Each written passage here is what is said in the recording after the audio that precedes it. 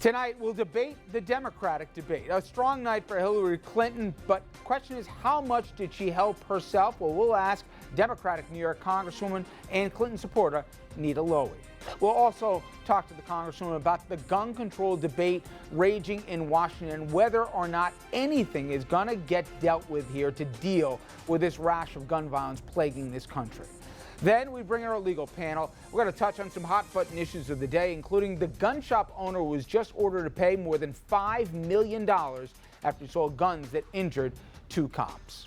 Good evening and welcome to RFL. I'm Richard French, and thank you so much for joining us tonight. Well, the first Democratic debate, it scored record ratings for a Democratic contest with more than 15 million people tuning in. CNN clearly a big winner, but so was Hillary Clinton. Check out these headlines here. Even Donald Trump having nice things to say about the Democratic frontrunner. So did Bernie Sanders. Here, he is defending her against that email story that will not go away. Let me say something that may not be great politics, but I think the Secretary is right. And that is that the American people are sick and tired of hearing about your damn emails. Thank you. Me too. Me too. You know? She agreed with them on that one. All right, let's bring in our guest right now, Congresswoman Nita Lowey, Democrat from New York, a longtime friend and supporter of Hillary Clinton, and of course, Andrew Whitman, our senior political correspondent. Okay, going into the debate, we saw the polls. She was clearly ahead nationally, much tighter in Iowa and New Hampshire, but on questions of trustworthiness, likability, she was having issues. How much did last night help her, do you think? Well, first of all, I thought she was spectacular. It's the Hillary I know. It's the Hillary I respect. She was knowledgeable. She was right on top of every question, but she was also warm and friendly, and I must admit, I love that giggle of hers. So I think that she clearly showed the public, who's ever watching it, and I don't know who's responding to some of those polls, that she will be the first woman president of the United States. Well, some would say the congresswoman may be getting ahead of herself. You agree, though? She crushed it last night. I think she was absolutely helped by a weaker field on stage. I thought the other 3 participants beyond Bernie Sanders did not do. Lincoln Chafee and Jim Webb seemed out of place.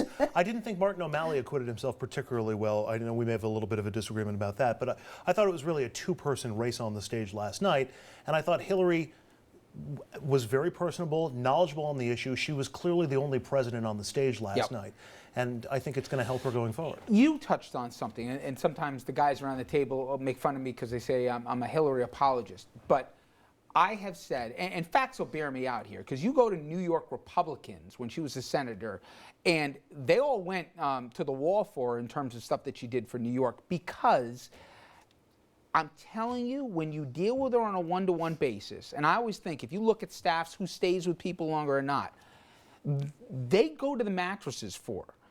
But I will also acknowledge, so often throughout this campaign before last night, she's come off as stiff.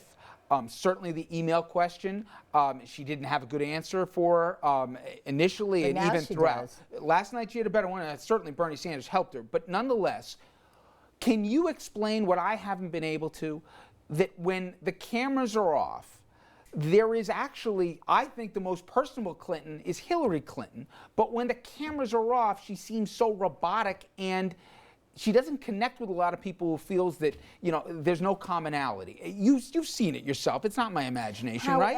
However, Richard, I think what she is doing, and people who are working with her hear the same things that maybe either you see or you hear, and that's why she's doing all these roundtables, talking to real people in communities across the country, talking about the issues, and the real Hillary comes across, as it did on TV. I just can't compliment enough.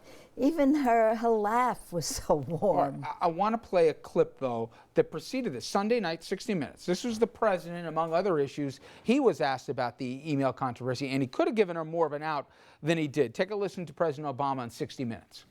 She made a mistake. She's acknowledged it. I do think that the way it's been ginned up is in part because of politics. She could have handled the original decision better and the disclosures more quickly.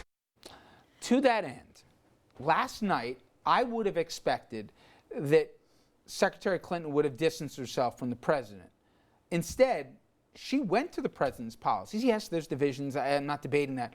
But she certainly went to the Obama record as something that she stood with rather than stood apart from. Were you a little surprised by that?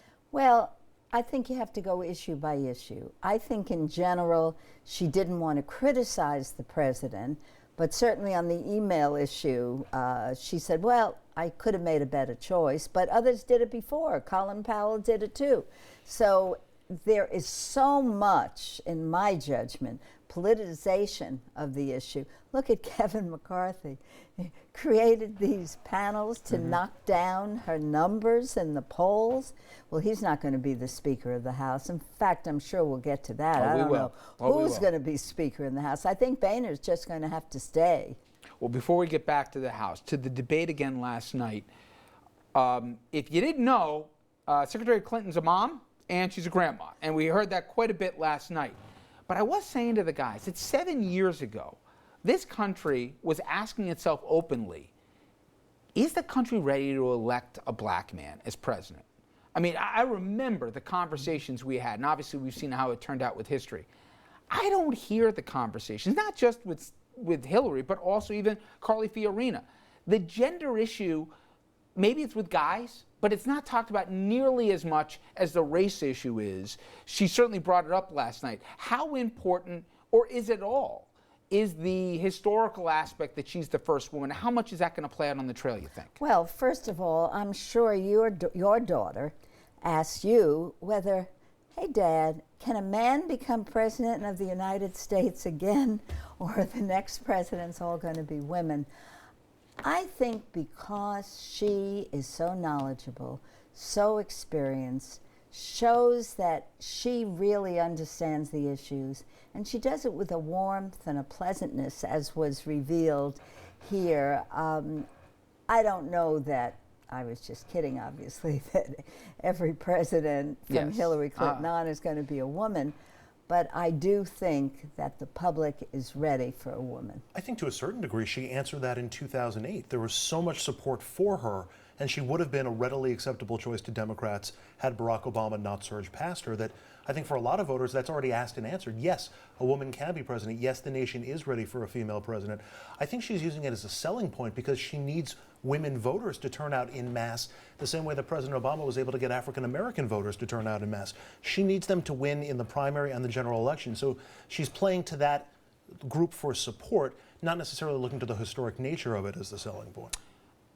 Joe Biden obviously was not there last night. We still don't know the answer. Andrew, unless you've heard something different this afternoon, we're still not going to probably get the answer until the earliest at the end of this week. Is your sense, if you had to bet, do you think he does get in? And No. if he does, you don't think he does? I don't think he does. I know Joe Biden. He's such a fine man. He's so knowledgeable. He's been a vice president, and he would like to be promoted to be president. But with Hillary doing so well in the polls, I don't think it makes sense for him to get in. I think he really understands that. And I also think her performance and the performance of Bernie Sanders didn't leave a lot of room for Joe Biden on that stage last night. I don't think there were a lot of Democrats clamoring for Biden to enter the race after what they saw last night. I think it was a nice comparison to the Republican debates, which have been all over the place and full of animosity and name-calling. This was far more substantive. And I think if there was a window for Joe Biden, it may have closed. I'm actually I'm curious about Bernie Sanders going forward. What's his role? I don't think there's much of a path for him to the nomination, but she, to a certain degree, needs that energy that he's been able to put certainly on the behind his progressive campaign. wing. Absolutely. Well, I certainly think Bernie Sanders is talking to, you talk about progressive. I like to think Hillary is a progressive. I'm a progressive, but I work across the aisle and I get things done. So some will call us moderate progressive, progressive moderates. But Bernie, I think, is so thrilled with what he's accomplished. Raised $28 million and what, 50 cents or $5? I think he's just having a good time. I can't believe that Bernie Sanders really believes he has a chance of being president of the United States. But how does she immunize herself? I think we're going in the same place, Andrew. with the left wing of the party. If she's going to, obviously, like they all do, pivot back in the middle for the general. How does she keep the left satisfied that, she's not going to be, moderate and liberal only when it's convenient? No, I feel, frankly, when she's talking about the middle class, when she's talking about putting people to work, creating jobs, building roads, bridges, highways, not cutting off the highway bill, which the Republicans are doing, I think her message is right in tune to the left, to the middle, not the right.